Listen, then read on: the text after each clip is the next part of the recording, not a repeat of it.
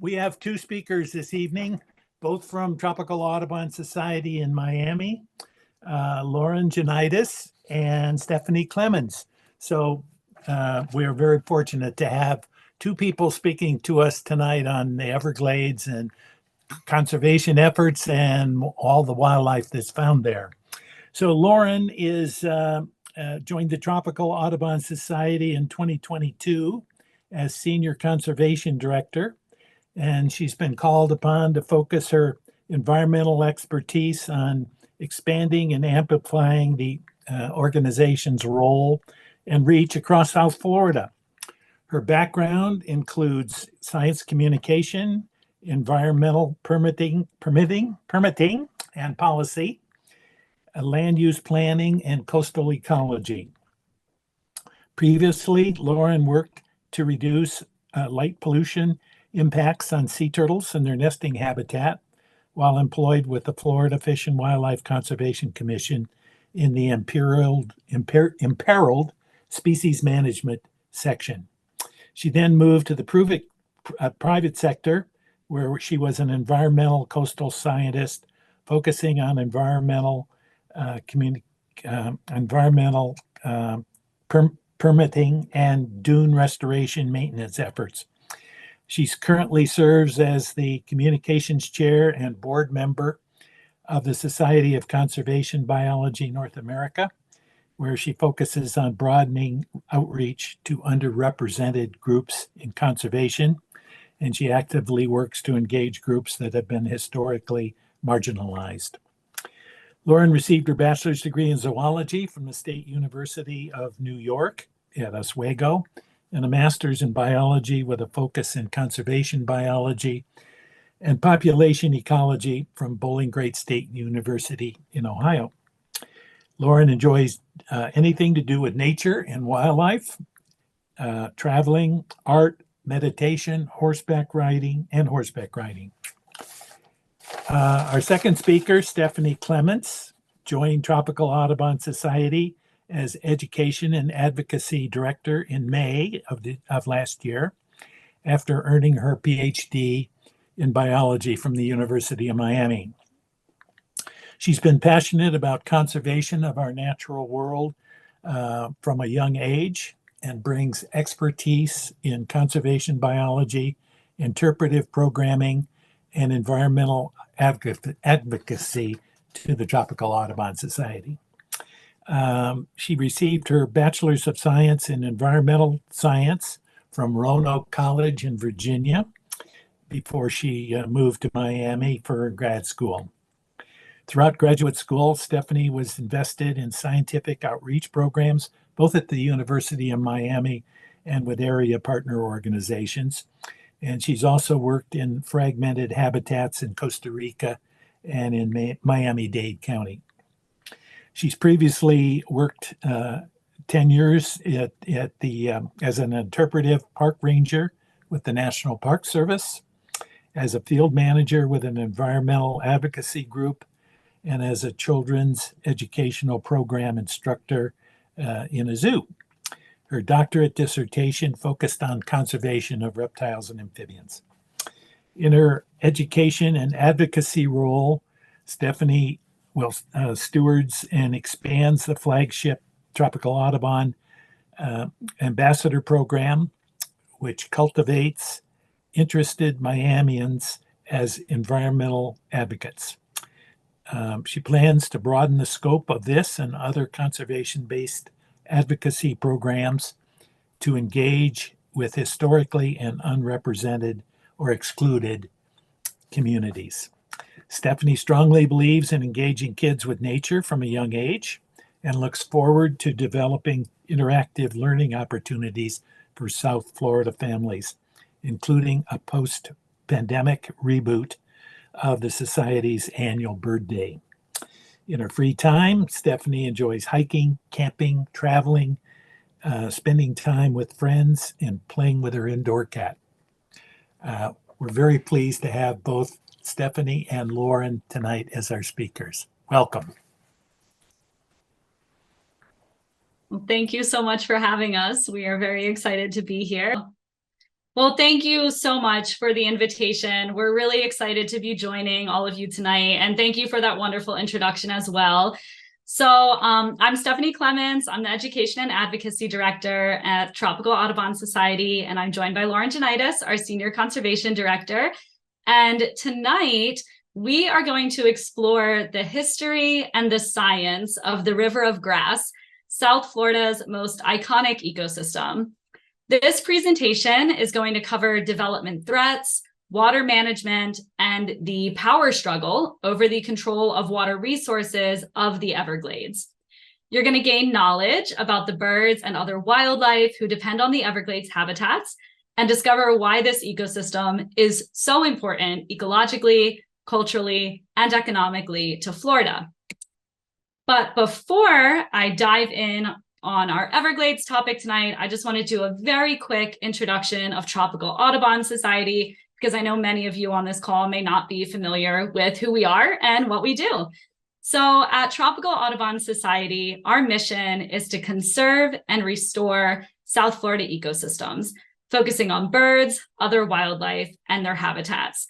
So we are a chapter of the Audubon Society located in Miami-Dade County. We are a nonprofit 501c3, and we work on our mission through education, through conservation, and preservation. So this includes preservation of our historic Doc Thomas House, which you can see located here, built in 1932. It's our headquarters and our office. It's also a nature center.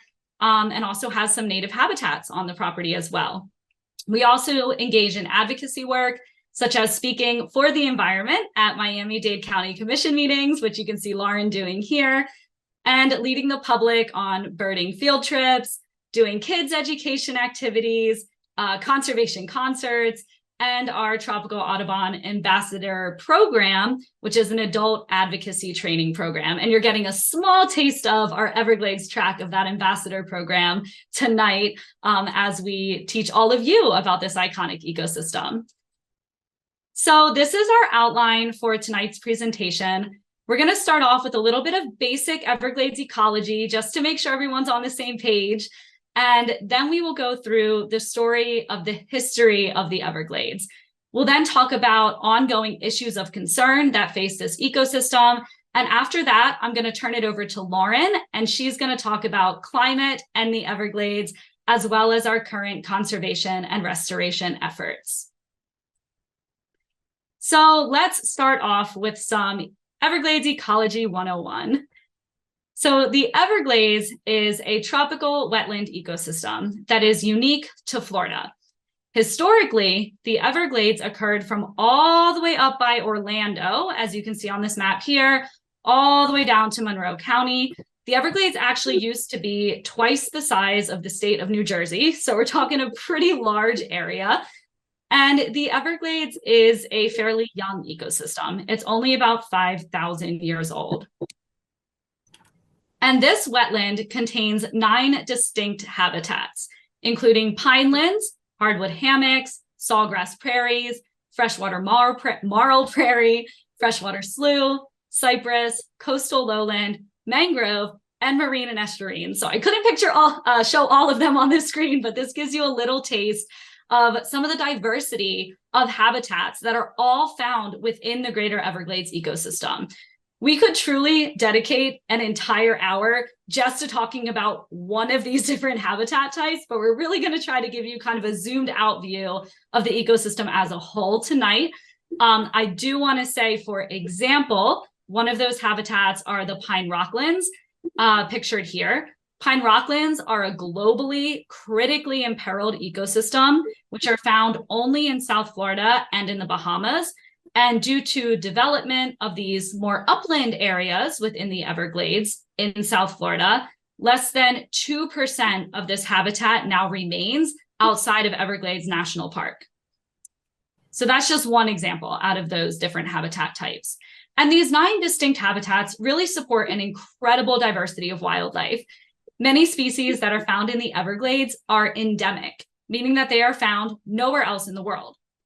And due to human manipulation of this ecosystem and loss of habitat, many species that are found in the Everglades are now unfortunately endangered or threatened. The Everglades are home to about 39 federally endangered and threatened species, 180 state listed species. There is truly no other ecosystem like it on Earth.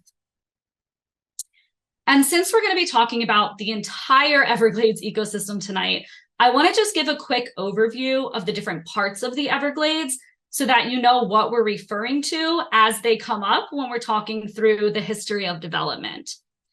So much of the water that flows through the Everglades begins in the Kissimmee chain of lakes around Orlando and is fed into the Kissimmee River and the floodplain, as you can see here. After traveling through the Kissimmee River, the water flows into Lake Okeechobee. This is a shallow lake, which is a significant water source. Prior to development, water from Lake Okeechobee would spill over its banks and then filter through the Everglades in a natural sheet flow. But due to development, this natural flow no longer exists and is instead monitored and regulated by the U.S. Army Corps of Engineers. And we'll talk about that in much more detail tonight. When water levels in Lake Okeechobee are too high, excess water is discharged through the man-made connections to the Caloosahatchee and the St. Lucie rivers, so sent out to the coast instead of moving south. The water that feeds into Everglades National Park next needs to get through the Everglades agricultural area first. So this was formed in the 1940s and 50s via the Army Corps Central and Southern Florida project. And the Everglades agricultural area is over 1,000 square miles of agricultural lands. The majority of those lands are held by the sugar industry. The EAA, or Everglades Agricultural Area, is also home to 5 stormwater treatment areas. These are constructed wetlands that help remove and store nutrients. Water from the stormwater treatment areas and the EAA then makes its way to 3 water conservation areas, which were developed in the 1960s. The water conservation areas store excess water from local sources for municipal, urban, and agricultural uses. Now, throughout the Everglades system, there are 3 main outlets that both rely on Everglades waters and are highly sensitive to changes in water supply and quality within the system. And these are Florida Bay, Biscayne Bay, and the St. Lucie estuary. These subtropical lagoons and estuaries house important habitats like mangroves, seagrass, and wetlands. And before the areas around these outlets became urbanized, the natural systems relied on the natural sheet flow from Lake Okeechobee to help maintain their low salinity levels. But in modern times, this water is shuttled through man-made canals and river connections. And instead, these canals deliver irregular pulses of nutrient-heavy water into the lagoons and estuaries. So that's just to kind of give you an overview of the way the water moves through this ecosystem. Excuse me. So the Everglades' historical natural flow was a result of winding river and overflow spills over Lake Okeechobee's banks, resulting in a slow sheet flow before moving south. This flow of water maintained the wetlands that make up the Everglades and allowed for native plants to filter out nutrients in the water. Now, however, much of that natural landscape has changed. So water flow and supply is now influenced by stakeholder interests from agriculture, from urban areas, and the ecosystem itself, leading to unnatural water schedules. Drainage and flood control efforts have diverted the natural sheet flow into canal systems, sending much of that water east or west to the coasts rather than continuing south. This prevents water from hydrating wetlands, and it also reduces the natural water filtration.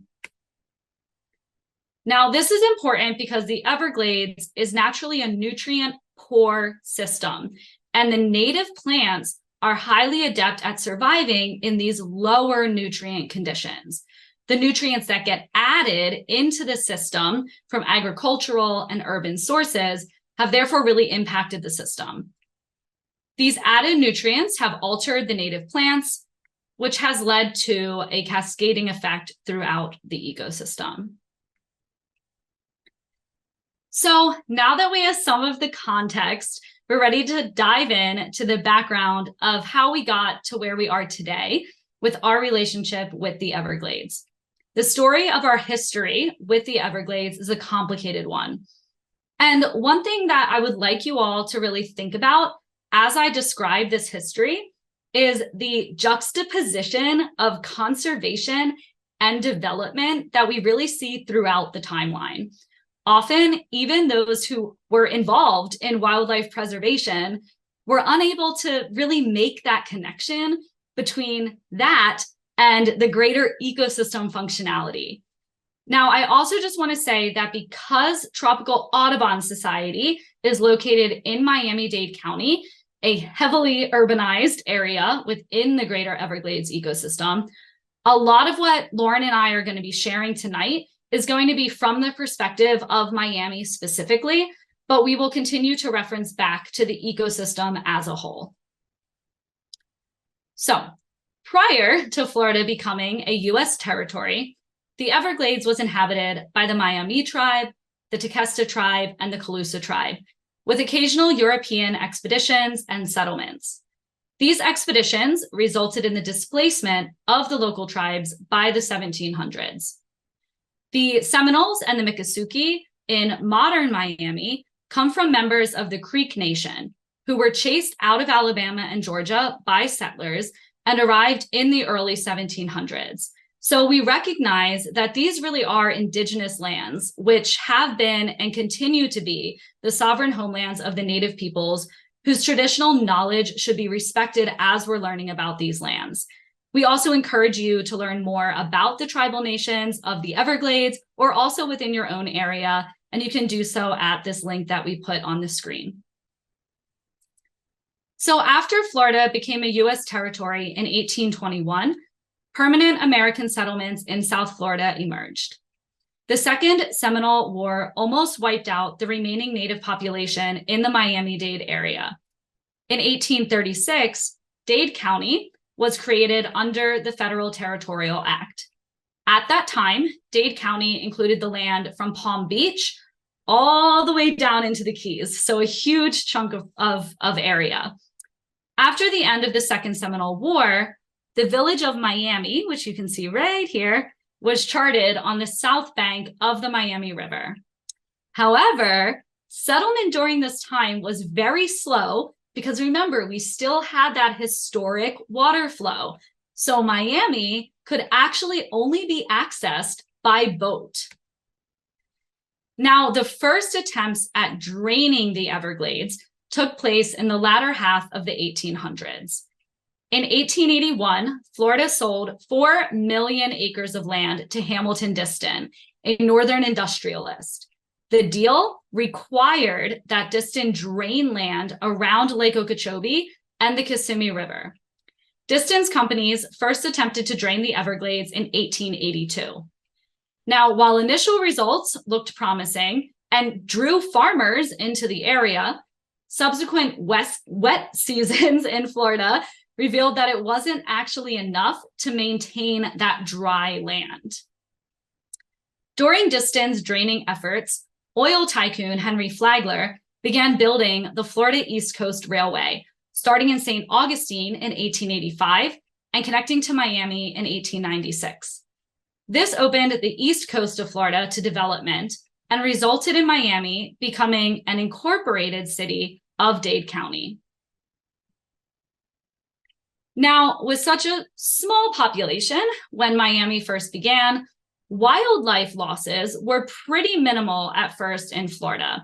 Pre-1900s, we had only lost 4 vertebrate species that we knew of in Florida: the passenger pigeon, the Carolina parakeet, the red wolf, and the plains bison. However, plume hunting began to really take off for women's fashion in the 1800s, when plumes were seen as status symbols. So much of the plume hunting took place in Florida, where the wading bird population quickly began to plummet, with 95% of Florida shorebirds killed by 1900. The earlier settlements' extractive nature and trade began to really decimate the populations. In response to this slaughter of millions of birds, the first Audubon Society was formed in Massachusetts in 1886. This fledgling society aimed to counter the booming feather trade for ladies' hats, which had caused the decimation of many rookeries in South Florida. The Florida Audubon Society was formed shortly thereafter in 1900, and the Federal Migratory Bird Treaty was enacted to protect birds. But while bird conservation gained traction, that mindset did not necessarily extend to ecosystem conservation. And many even conservationists of the progressive era actually saw transforming the useless Everglades into productive working lands as a form of conservation. So Napoleon Bonaparte Broward ran for governor on the promise of draining the Everglades. And after winning the seat, he petitioned Congress to assist Florida with draining the Everglades. The federal government had the USDA's Bureau of Irrigation and Drainage Investigations assess the feasibility of draining the Everglades, and James O. Wright was assigned to write the report. In 1905, the Florida legislature also established the Board of Drainage Commission, which became Everglades Drainage District. This division established drainage districts and built canals. That same year, though, local Audubon societies throughout the United States incorporated into the National Audubon Society. And in 1909, the Kissimmee River Navigation Project created a channel down the Kissimmee River, impacting its hydrology. Now, it's kind of a long story, so to make a long story short, there was basically a lot of misinformation and false promises about the land in this area being drainable. This led to people wanting to purchase that land, but then being pretty upset when it wasn't actually developable property. So this led to Wright resigning as Florida's chief drainage engineer because of the outrage over this. However, when World War I occurred, there was an upsurge in demand for agricultural products, which led to more settlers moving back into the area for large-scale farming. Substantial development occurred from about 1917 to the early 1920s, and the Miami Herald became the heaviest paper in the United States due to its large land advertisement section. However, this land boom ended by 1925. In the meantime, Royal Palm State Park was created, as was the Coconut Grove Audubon Society, which was our predecessor of Tropical Audubon Society. And there was even talk of making the Everglades a national park. All of that was happening while this heavy development was occurring. Now, all of this development, of course, did not come without a price. Drainage and drying and oxidation from all of the agriculture led to subsidence of the soil, which led to farmers abandoning their land and moving away. The Tamiami Trail connecting Miami and Tampa was delayed due to financial issues, but was eventually completed, and it threatened Florida Indians by encroaching even further onto their land. A hurricane actually hit Palm Beach in 1926.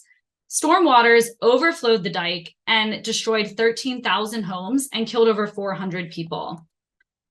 And then just 2 years later, in 1928, the Okeechobee hurricane hit. In just 1 hour, a wall of water from the lake drowned 2,000 people. In response, there was a lot of pressure to prevent flooding disasters like these.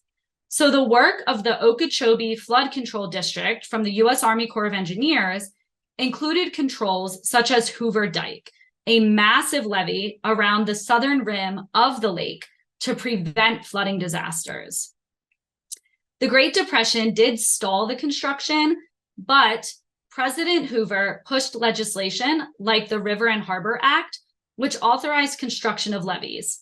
However, all of the drainage and the water control that we were seeing in the area led to drought and to rampant wildfires. In response to this severe drought and all of these fires that everyone was seeing, Marjorie Stoneman Douglas published The Everglades River of Grass in 1947. This shed light on the state of the region. And in that same year, Everglades National Park was finally established and was dedicated by President Truman as the first national park established because of its biological splendor, which is pretty cool. Now, despite these more promising happenings, though, efforts to control nature continued. Congress approved the Central and Southern Florida Control Project in 1948. This was a vast public works project to control the Everglades water flow and to divide the land. This project was a collaboration between the U.S. Army Corps of Engineers and the Southern Florida Flood Control District from 1949 to 1969.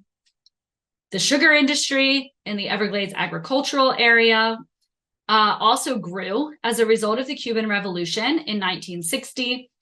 And for navigation and for flood control, the U.S. Army Corps of Engineers finished straightening the Kissimmee River, that winding river that we showed earlier.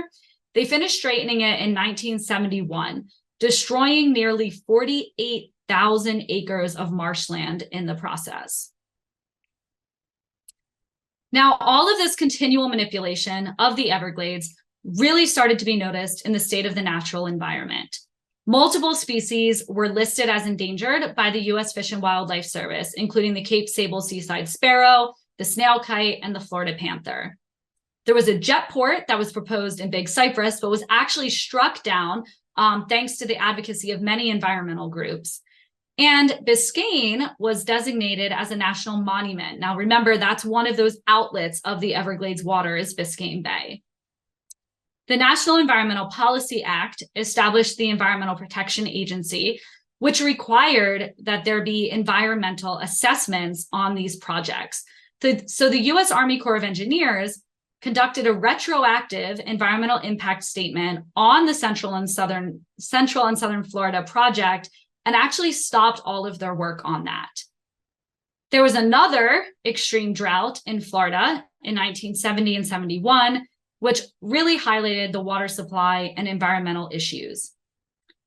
So now we begin to really see restoration and preservation efforts really start to take hold. However, at this point, the federal government is primarily focused on preservation and protecting the parks, whereas the state of Florida is really starting in on restoration efforts of the ecosystem. So that drought that we just talked about of 70 and 71, along with the state of the environment, led to the Florida Water Resources Act, which was established to create a fundamental water policy for the state to meet the growing water demands of the human population while also sustaining the needs of the natural systems. There were also more protections established, founding Big Cypress National Preserve and leading to Biscayne Bay becoming a national park rather than a monument. Around this time, the Corps of Engineers actually rejected a modest restoration plan for the Kissimmee River to try to restore some of that winding flow.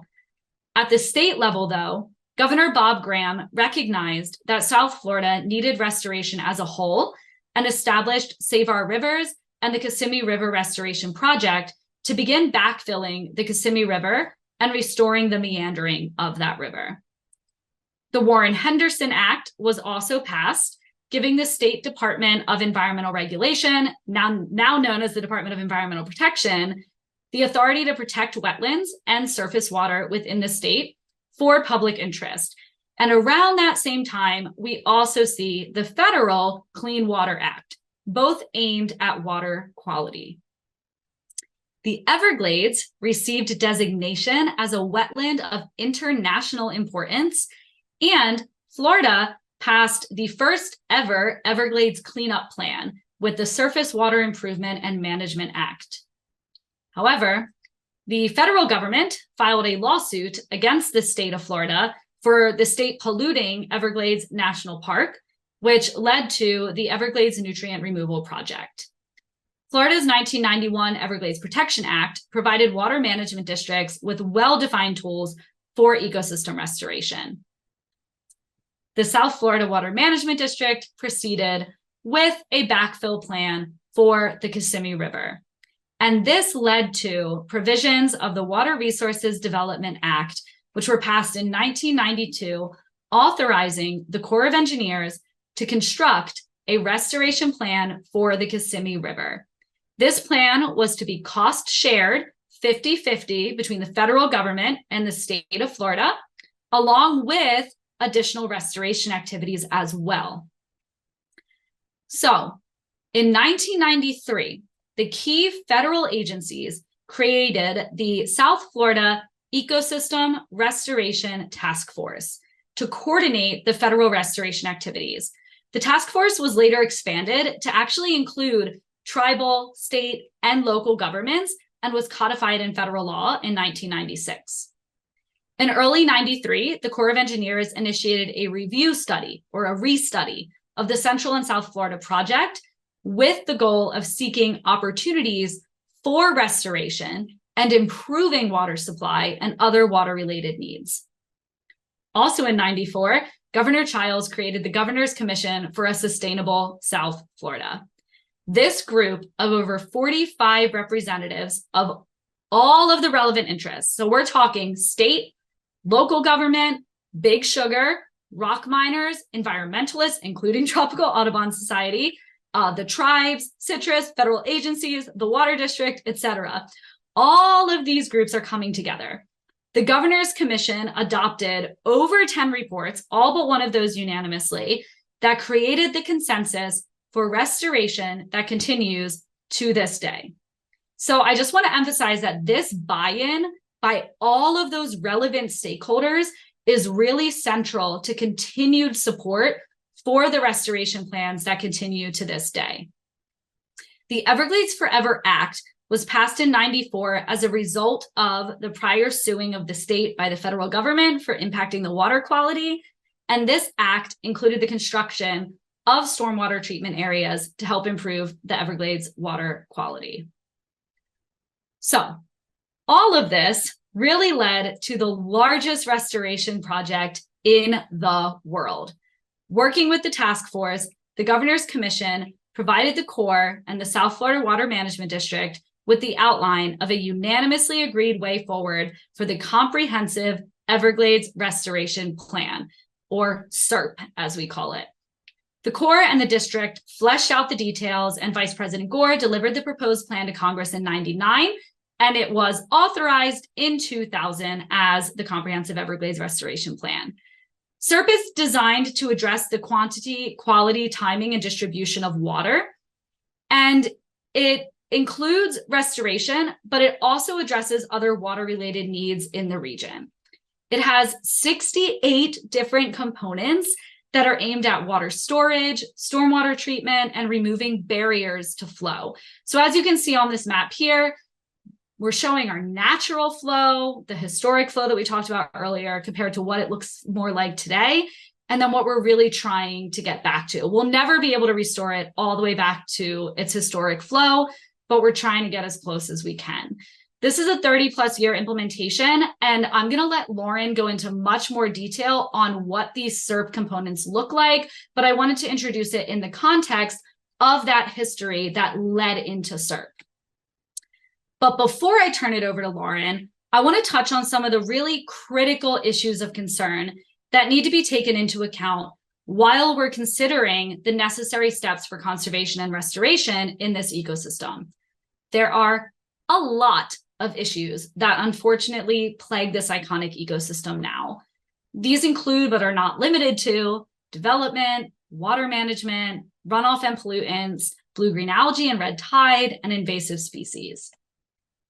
Now, we just covered in detail the history of development, so I'm not going to spend much time on this, but I just want to really drive home how development in South Florida has really impacted this system. The development and land use in and around the Everglades has a huge impact on resilience of the ecosystem. Due to the drainage canals, the Hoover Dike, and the other terraforming efforts, the natural sheet flow of the river of grass has been lost. 50% of the Everglades has been drained and developed to maintain and grow the communities in South Florida. As a result of all of the manipulation, the natural topography of the system has itself changed as well. The reduction in native habitat has had huge repercussions on the local wildlife and significant impacts on the water flow and the quality of the Everglades. Due to urban growth and agricultural expansion, there is increasing competition for water security for both people and the ecosystem. Attempts to balance the needs of multiple stakeholders has led to a water flow and schedule that is atypical to the natural ecosystem. Both historically and currently, parts of the ecosystem experience both drought and flooding as a consequence of either too much or too little water. This imbalance can cause salinity influxes to the edges of the Everglades if there is not enough freshwater flow coming out to the bay. The Water Management District is the managing authority for balancing these different competing stakeholders under Florida law. The conundrum of water management is unfortunately exemplified really well in the plight of a subspecies of the bird called the Cape Sable seaside sparrow. This is a ground nesting species. The sparrow nests in dry marl prairie habitat. This type of habitat requires periodic fire and a short flooding period in order to be maintained. So this bird has been dubbed the Goldilocks bird because either too much or too little water in their habitat can affect their breeding behavior and their ability to nest. Habitat loss and competing use and control of water in the Everglades has caused Cape Sable seaside sparrow populations to plummet and the species to be placed on the endangered species list way back in 1967. However, despite this listing status, the population still continues to plummet. Now, part of the development issues includes the increase in agricultural and urban chemicals and waste that contributes to the contamination of the Everglades. Sewage, stormwater, and agricultural runoff is washed into local waterways, adding phosphorus, nitrates, and other pollutants to natural areas and eventually out into the Everglades. As we discussed last week, while phosphorus is an essential nutrient for plants, too much of it can cause a shift in natural ecosystems. The Everglades and the native flora and fauna that call it home are used to low phosphorus conditions. So exposure to those higher phosphorus levels can actually cause this cascade effect through the process of eutrophication. The native species can be outcompeted by species that like the higher phosphorus levels. In addition, eutrophication is caused by an oversaturation of phosphorus and nitrates, which leads to an initial overgrowth of algae communities. When the algae starts dying off, it leads to a lack of dissolved oxygen, causing mass fish kills and making the water uninhabitable for some species. Now, in addition to the direct impacts of eutrophication, nutrient loading also threatens to exacerbate natural events like algal blooms. The Everglades system is impacted by both blue-green algae or cyanobacteria and red tide or Karenia brevis. Both of these are types of algae that do occur naturally, but that become an issue with eutrophication, where the high nutrient levels leads to an increase in algal growth. So cyanobacteria thrives in freshwater and brackish environments, but red tide occurs in saltwater. Both of these algae release toxins that are harmful to both people and animals and pose health risks, as well as have devastating economic impacts. And cyanobacteria can't tolerate high salinity. So those freshwater pulses from the canals that we talked about set up these really ideal conditions for blue-green algae blooms. On the other end, though, Karenia brevis prefers higher salinity. So with sea level rise and nutrient-heavy freshwater flows, red tide could also increase. Okay, so then the last issue I want to discuss quickly before turning it over to Lauren is invasive or exotic species, because I know a lot of you hear about the Everglades and immediately think about exotic species like the Burmese python. I'm kind of using invasive and exotic or non-native interchangeably, but I do want to throw out a disclaimer here that invasive does have the connotation that there are negative impacts on the ecosystem.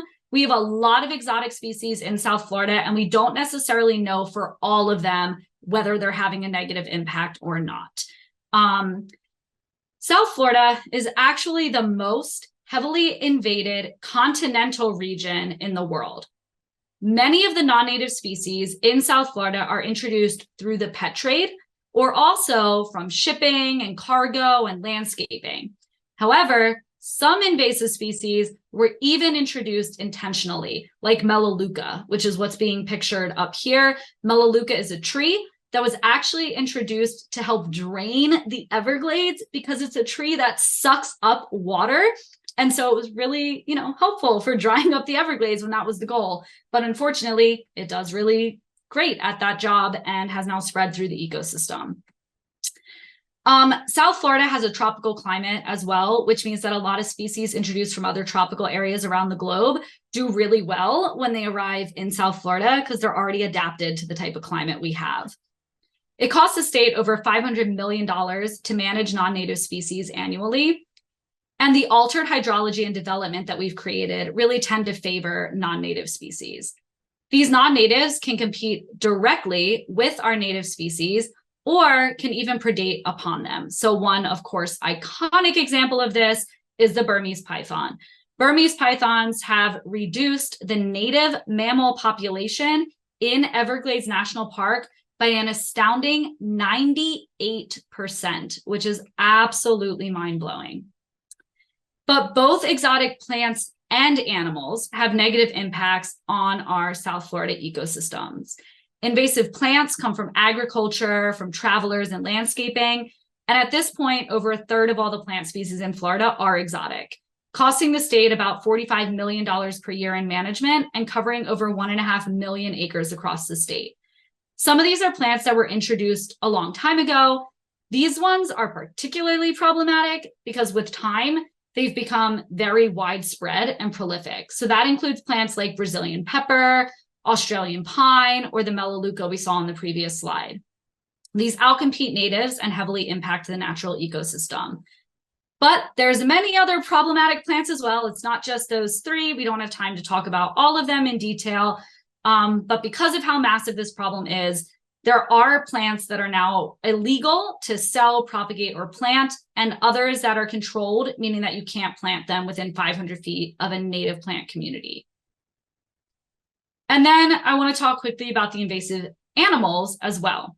So we already discussed the most iconic of the reptiles and amphibians, the Burmese python, but Florida is the global hotspot for non-native reptiles and amphibians. In fact, there are about 60 species of non-native reptiles and amphibians that have become established in the state of Florida.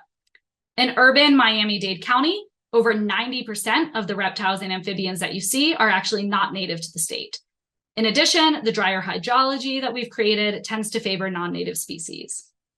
We know that some mammals can be problematic as well. Of course, we all know that domestic cats are a big problem for birds and other animals as well. And we also have feral hogs in Florida, which can tear up the ground in some of our habitats like the hardwood hammock. There's potential competition for nest cavities with non-native bird species. And the Asian swamp eel is a newer invasive species that may soon start causing really devastating impacts in this ecosystem because the Asian swamp eel reduces the crayfish and small fish populations, which form the base of the food chain in the Everglades. And even the invertebrates can cause problems. So for example, we have this New Guinea flatworm, which has been decimating native tree snail populations because it predates on the native tree snails found within our hardwood hammocks.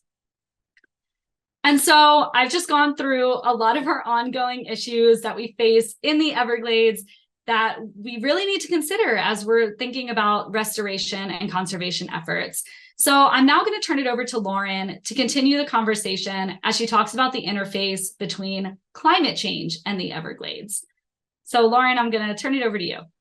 Great. Thank you, Stephanie. That was a great overview. As a reminder, my name is Lauren Jonaitis. I'm the Senior Conservation Director with Tropical Audubon Society. So we would be remiss not to talk about climate change when talking about the Everglades ecosystem. While climate change is rapidly impacting our ecosystems around the globe, the Everglades in South Florida are particularly vulnerable. Additionally, the Everglades are an ecosystem that plays a very important role in helping us combat the impacts of climate change. Next slide, please. Sorry, when I hit mute, it took me out of the. Oh no. Hold on. I think I got it. Okay, there we go. Okay, Sorry. perfect. Thank you.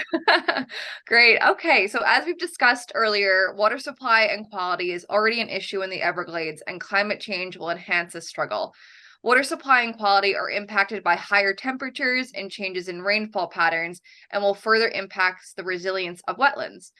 Higher global temperatures will increase evaporation rates and reduce the amount of dissolved oxygen in the water, decreasing the amount of available water for the Everglades wetlands and impacting fish habitat. Furthermore, changes in rainfall patterns will lead to periods of drought and flooding that the Everglades are not used to.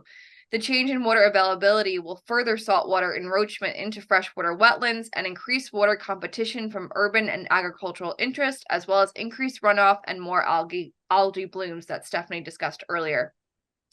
All of this will lead to a reduced resilience of the wetlands or reduced capacity to recover and deal with the changes to the system. So as we know, the more changes an ecosystem is facing, the higher the stress. Multiple factors acting together can reduce the system's ability to bounce back from any one of those stressors. These impacts would lead to cascading effects throughout the food chain and leave sensitive species like the Cape Sable seaside sparrow more vulnerable to population decline. So on sea level rise, Florida is on average only 6 feet above sea level and is incredibly vulnerable to sea level rise, another climate issue. It's already causing significant impacts in the Everglades, which include increased coastal erosion rates, storm surge, and king tides, saltwater intrusion, and flooding. In addition to these existing issues, climate change is predicted to cause intensified hurricanes and elevate and extend storm surge to coastal areas, which will be compounded by already higher seas. Given that the already impacted resilience of the Everglades, the added threat of sea level rise will further increase habitat changes as freshwater wetlands are inundated with salt water, changing the affected areas into mangrove forest. Water management decisions need to keep water levels high enough to provide a buffer against the saltwater intrusion, low enough to prevent flooding, and also not interfere with the natural hydrology of the ecosystems. So I do want to touch on carbon sequestration. We need to restore and maintain the Everglades as they provide carbon sequestration that can combat climate change. Carbon sequestration is the process of capturing and storing carbon dioxide, which reduces greenhouse gases in our atmosphere. Everglades restoration efforts, in turn, improve climate mitigation efforts as restored wetlands provide additional carbon sequestration. The coastal ecosystem, like mangroves, as we see in this picture here, are part of what we call a term called blue carbon. So that's carbon captured by the world's oceans and coastal ecosystems. The mangrove system in the Everglades alone provides 2 billion worth of ecosystem services in regards to carbon sequestration. Next slide, please. So in addition to mangroves, peatlands are a critical source of carbon sequestration in the Everglades, but their degradation leads to carbon release. So peatlands are freshwater wetlands that provide valuable ecosystem services, including regulating water flow, as well as mitigating flooding, droughts, and saltwater intrusion. Peatlands are one of the richest carbon sinks in the world. This is due to the fact that the biological process of creating a peat locks away more carbon than any terrestrial ecosystem in the world. The plants of peatlands capture and store atmospheric CO2 through photosynthesis. And when these plants die, the dead plant material builds up beneath living plants. Due to the waterlogged conditions of these wetlands, the rate of decomposition is slower than the rate of carbon storage and produces the carbon-rich peat soil the ecosystem relies on. Due to the previously mentioned impacts of climate change, peatlands in the Everglades are degrading and further increasing climate change. Degraded peatlands are a major source of greenhouse gas emissions due to the lack of reliable water flow and saltwater intrusion. Next slide. Another climate mitigation service the Everglades provides is storm surge resilience. So Everglades habitats like mangroves and saltwater marshes are Florida's first line of defense during hurricanes. And as these storms become more intense, these ecosystems will play increasingly important roles in protecting the shoreline and interior habitats from taking the brunt of the storm. So a model study was conducted by the Nature Conservancy to determine coastal ecosystem services provided during Hurricane Irma. In the map on the right on your screen, the blue hexagons indicate areas that avoided damage due to mangroves, and they found that mangrove forests reduced flood damage in Collier and Lee County by up to 25%. So far tonight, we've explored the Everglades ecology, its history, and the current threats that plague one of Florida's most important resources. As has been made clear throughout this talk, the Everglades requires serious intervention to restore what we've done to it. In the next section, we're going to look into what protections the Everglades has, the projects that endeavor to restore, and what the future looks like. It truly is up to us to sustain the momentum we have going on Everglades restoration. So there's some aspects of Everglades protection that fall under specific governmental jurisdictions. So the federal government has the greatest jurisdiction over the Everglades due to the Army Corps of Engineers' control of SURF projects through mission responsibilities. Additionally, federal agencies have control over federal lands and parks, critical habitat designations, and enforcement of federal law, like the Endangered Species Act. The Florida state government has influence over state lands and regional water management.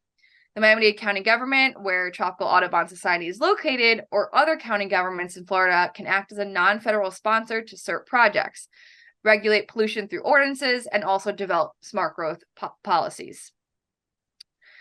So on your screen, we just have a list of federally protected lands in South Florida. So this includes the Lockahhatchee National Wildlife Refuge, the Big Cypress National Preserve, Everglades National Park, and Biscayne National Park. In addition to the necessity of protecting and preserving our Everglades ecosystem for wildlife, the Everglades are also critically important to human life in South Florida. So one reason for this is because the Everglades provide the drinking water for about 9 million Floridians. Our drinking water comes from what is called the Biscayne Aquifer. The aquifer encompasses about 4,000 square miles in Palm Beach, Broward, Miami-Dade, and Monroe County. The aquifer resides close to the surface. It's less than 50 feet deep and is composed of porous limestone. This type of aquifer relies on surface water from the Everglades to recharge and maintain the water supply. And due to development, overuse, sea level rise, and diverted water flow from the Everglades, the aquifer is experiencing contamination and saltwater intrusion, which is threatening our water security. One really important protection for the Everglades comes from the Miami-Dade County Comprehensive Development Master Plan, or I'll refer to as the CDMP. So the CDMP establishes what we call the Urban Development Boundary, or UDB. This boundary identifies the area where urban development may occur throughout the year 2030. All land within the UDB is permitted for development, while areas outside the line are not. So the map on your screen, you're seeing that thick black line there, that is the UDB. So this basically, the UDB serves as a barrier to prevent development from coming too close to the environmentally sensitive lands like the Everglades, and to stop the shrinking of our agricultural buffer between the Everglades and urban Miami. It also protects well-filled recharge areas by protecting wetlands and allows for water filtration, protecting our aquifer and drinking water. So a lot of what I do in my position, and Stephanie as well, is we advocate for the preservation of the UDB. And right now in Miami-Dade County, it really is under attack because developers want to purchase land outside of the UDB, as it's much cheaper to do so than inside the UDB. Okay, so now that we've covered the government protections and policies at the national, state, and county levels, we're going to discuss some additional components of SURF that are at the later stages. These are ongoing efforts to restore the ecosystem. So there are several key components to the consensus of SURF that are important to understand, as they are central to continued progress in the decades since authorization. A key component of the consensus was that it would be a 50-50 cost share, meaning it was a partnership between the federal and state governments. Florida's Governor Jeb Bush signed the Everglades Investment Act, committing the state of Florida to contribute half of the Everglades restoration cost. Congress followed this with the Restoring of the Everglades, an American Legacy Real Act authorizing the initial funding for the 7.8 billion SERP. There's also what is called the saving clause, where no one could lose flood protection or water supply because of the Everglades restoration efforts. Adaptive management is also incorporated to adjust as we learn, as well as independent scientific review. The earliest Everglades restoration projects actually began in the 1990s. So these are referred to as foundation projects because most of them predate SERP, and full SERP benefits are dependent on their completion. So foundation projects include those that are on your screen. I'm not going to talk about them all in detail, but I'll highlight a few. So the C11 South Dade project, it's a foundation project that SERP builds upon. Its goal is to restore hydraulic conditions in the Taylor Slough. It works with infrastructure from the Modified Water Deliveries to Everglades National Park project. It creates a hydraulic bridge, which helps prevent groundwater from seeping out of the Everglades National Park.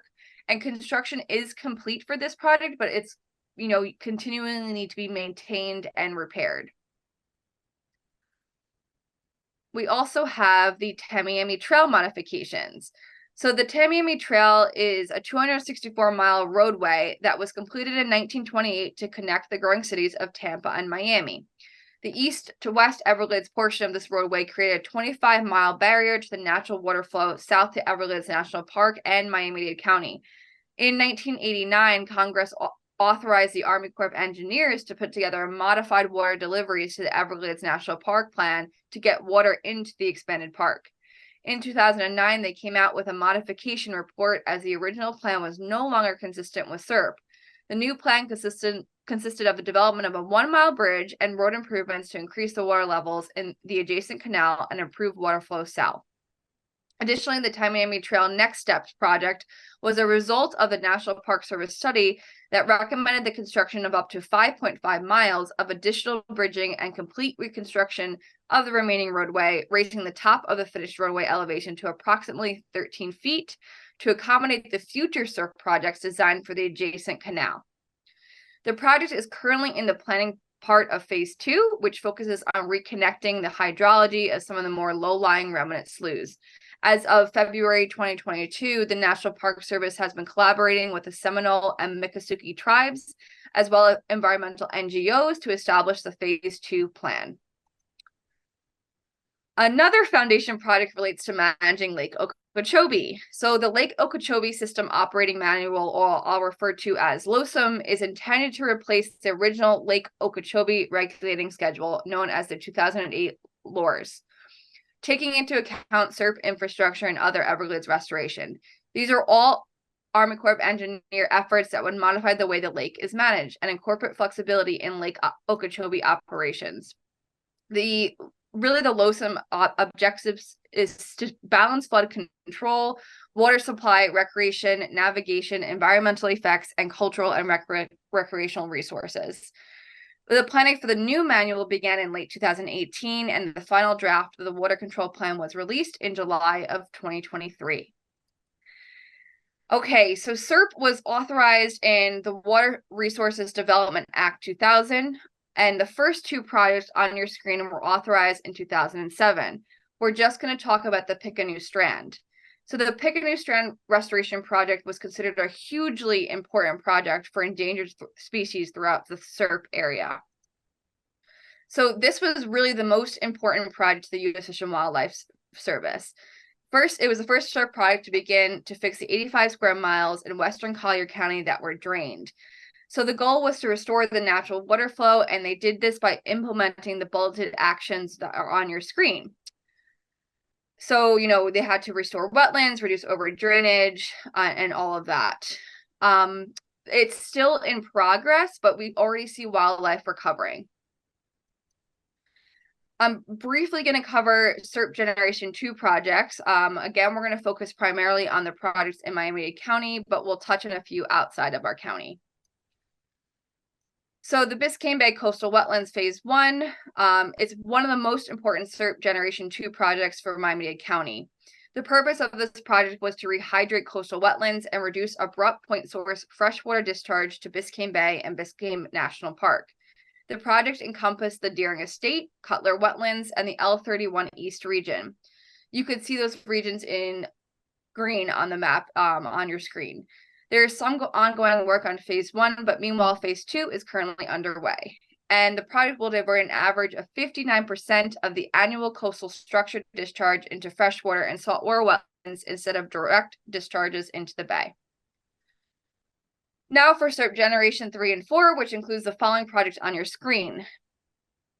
The SEP stands for Central Everglades Planning Project and encompasses a vast majority of the remaining natural areas of the Everglades. So the project plans to allow more water to be directed south of Lake Okeechobee to the Central Everglades, Everglades National Park, and Florida Bay. SEP was an effort by the Army Corps of Engineers to look at the system as a whole to create flow paths through the system while maintaining the saving clause. SEP is divided into North, South, and New Water. Okay, so then I wanted to talk about a really important project for Everglades restoration, which is the EAA Reservoir. So this is a 10,100 acre reservoir and 6,500 acre stormwater treatment area. It is 23 feet deep. Its plan is to decrease Lake Okeechobee discharges to the St. Lucie River and Indian River Lagoon and deliver water to Everglades in the dry season. So they're estimating that this project will be completed in 2029, but there's been some delays. So hopefully by 2029. Next slide. And then here is a list of SERP planning projects that are underway or hopefully will be started soon. So this includes the Lake Okeechobee Watershed Restoration Project, the Western Everglades Restoration Project, the Biscayne Bay Southeastern Everglades Ecosystem Restoration, or BBSEER, and the Southern Everglades Study. So I will focus on BBSEER on the next slide, but I want to highlight that the Western Everglades Restoration was originally one of the first projects they were planning to do, and it is important for improving flow to tribal lands. It also removes levees and backfills canals to restore sheet flow, improve freshwater flow, and improve water quality entering Seminole and Miccosukee tribal lands and Big Cypress National Preserve. And also the Southern Everglades Study, its goal is really to enhance sheet flow, improve seepage management, and water conveyance to Central and Southern Everglades. It would also improve flooding durations in freshwater areas and increase freshwater flows to Biscayne and Florida Bay. So now just BBC, this is one project that we're very involved in Tropical Audubon Society. So this incorporates phase 2 of the Biscayne Bay coastal wetlands, and it's really, really important to Everglades restoration. We participate in project delivery team meetings for this project, or they're referred to as PDT meetings, which consist of many different stakeholders, including NGOs, municipalities, local, state, and federal government agencies.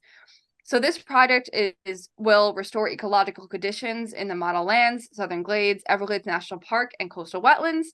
It will restore conditions in the near shore zones of Biscayne Bay, including Biscayne National Park, Card Sound, Barn Sound, and Manatee Bay.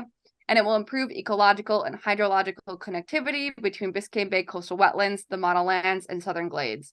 It will also increase resiliency of coastal habitats in southeastern Miami-Dade County to sea level change.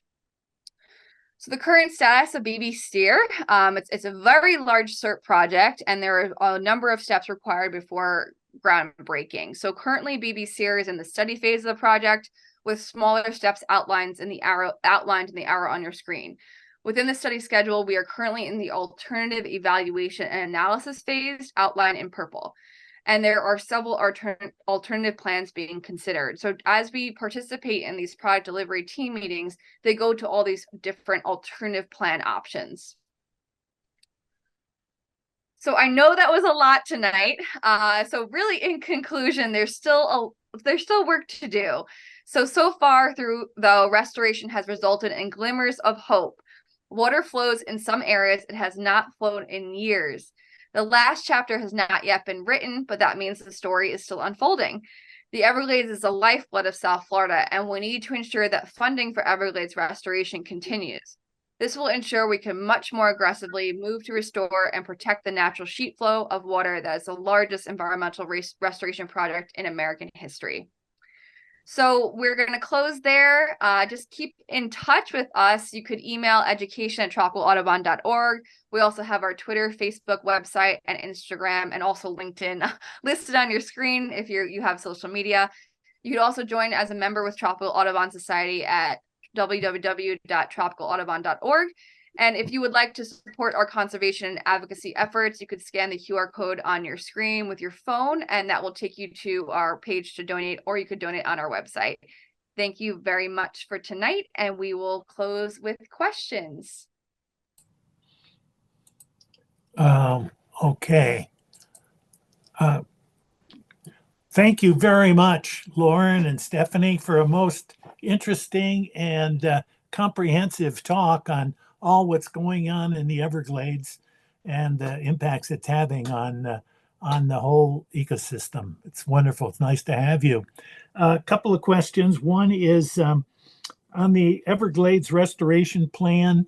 That was I'm interested in how much money was originally intended for restoration, all these various projects that you mentioned, and how much has actually been spent. I know it's millions of dollars, if not billions.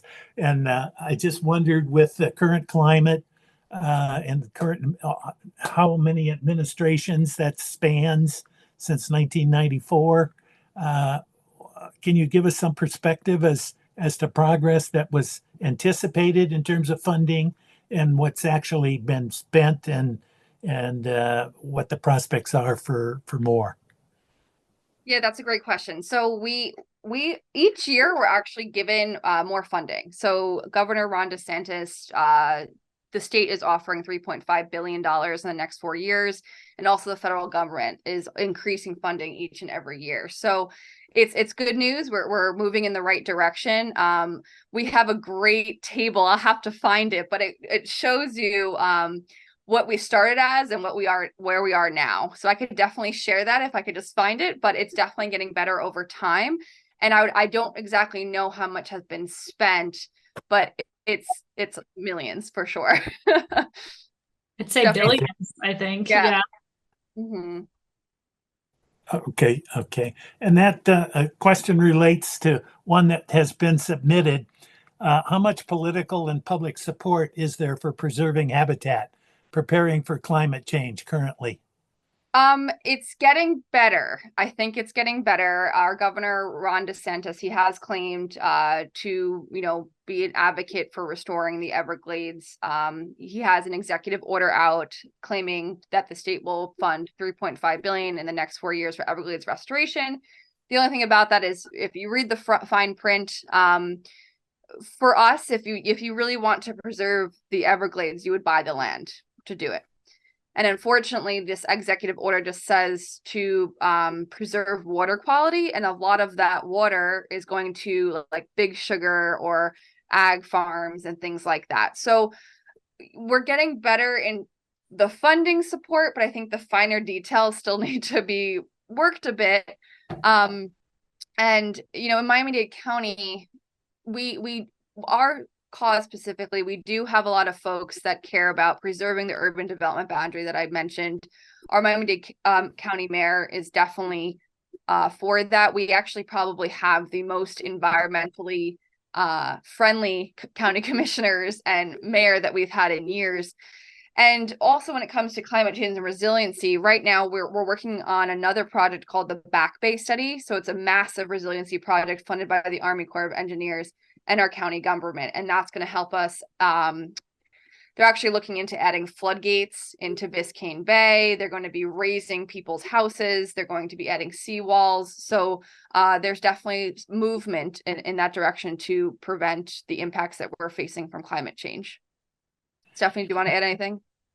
No, I think you pretty much said everything that I wanted to say. I think we have a lot of good momentum as far as all of the funding that has been provided for Everglades restoration that continues to be provided. But I agree that the big issue is there's only so much land. And as land keeps getting committed to more and more development projects, it limits the amount of land available for restoration and restoring that water flow. So that's really the big challenge. Yeah, I would like to add a lot of what we do too is promote smart growth practices, right? We don't need to sprawl. We could be building up, or we could be building in the term is smart growth. So right now, a lot of land use maps, we have like agricultural areas, residential, commercial. If we design better and change the land use and how we're using the land, we could fit everybody. We don't have to be sprawling like we are now. So that's something that I think is starting to gain momentum, as well as people are realizing that they don't need to be, we don't need to be sprawling towards the Everglades. We could design livable neighborhoods the way we want to. Okay. You mentioned the impact that invasive species have had on the Everglades. And I think it was over 90%. I remember when you mentioned it, over 90% of, was it mammals that have been impacted, or is that species? I know possums and raccoons have really taken big hits. And Exactly. What's the impact been on birds like herons and egrets and others? So the statistic that I have specifically for the Burmese pythons is for mammals. So that's including our deer, our small mammals like the raccoons, the possums, rabbits in the Everglades. And that's within Everglades National Park specifically, that the Burmese pythons have reduced the mammal population by about 98%. I do not know that anybody has a published study on what the reduction in birds have been.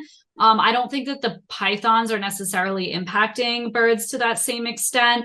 One concern I would have for birds specifically would be the tegu is now introduced to the Everglades ecosystem, the Argentinian tegu, and that is an egg specialist lizard. So they're going after the eggs, and that I see as being a problem for our native alligators and crocodiles and for our native birds as well. And that's kind of a slightly newer non-native that they're still trying to keep under control. A lot of our non-natives are unfortunately at a point where it's really, really hard to manage and to reduce. But with the tegu, I think they're still really trying to limit the spread of that species.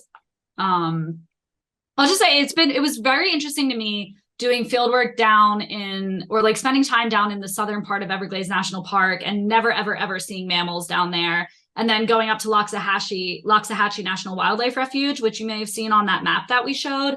And that's farther north. So the pythons have not encroached into that area to the same extent that they have in the more southern area. And I would regularly see deer and rabbits and rats and mice and even a bobcat while doing field work in that wildlife refuge. And I think that's just because the pythons aren't as bad there yet. So, yeah, it's pretty crazy. Well, I just saw a notice in the paper not too long ago that this they said was the second largest Burmese python that had been killed in Florida. And it was, as I remember, it was 18 feet and 198 pounds. Is that right? Do I have that right? That sounds about right. Yes. And we have Florida Fish and Wildlife Conservation Commission has their annual python hunts. And so people will go out and they're just trying to figure out any way to mitigate. And it's a really difficult task, but that sounds about right, Bill, for the size. Yeah. Unfortunately, the pythons are now just at such an insane density within, you can be standing almost on top of a python. You won't know it. They're so hard to find. And I don't remember the statistic of exactly how dense they are, but it's pretty crazy how many they now think are within the Everglades National Park area. And unfortunately, I think we're kind of at the point where the hope is to contain them and not let them spread to new areas, but it's really hard to reduce the population that's already there. Mm-hmm. Well, let's face it, the hunt is mainly public relations in relation to the problem, because Burmese pythons have 50, 60 eggs at a time for a large female. So, and the insatiable appetites too. So, but that's the story of a lot of invasive species, plants and animals, isn't it? It's like weeding your garden. You're okay. Let me see what else would happen. And you said there's 60 species of reptiles and amphibians, exotics, that have become established in or just recorded in Florida. No, established. It's either 63 or 67. I just had it somewhere around 60. I forget the exact number off the top of my head, but it's over 60 that have actually become established in Florida. Yeah. Okay. It's a common occurrence for us to walk around even our nature, center, and we see all the different types of lizards that are not from here. So it's very common. And they're cute and they're fun, but we're like, ooh. I mean, the iguana problem, that's also just a really, really big issue. I'm sure you've heard of when we have freezing like Yes. temperatures and the iguanas fall from the Yes. trees. We have, Yeah. yeah. Yeah.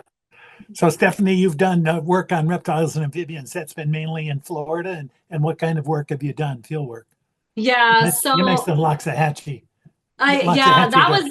that was actually along with a lab mate who was doing his dissertation work in Loxahatchee, but most of my stuff was focused. I did several different things, but I did reptile and amphibian surveys in parks throughout Miami-Dade County, and we were basically trying to figure out if more of the non-native species were found within non-native habitats versus like, native habitat areas like pine rocklands and hardwood hammocks, and kind of hoping that those were maybe reservoirs of spaces where we would have more natives than the non-natives.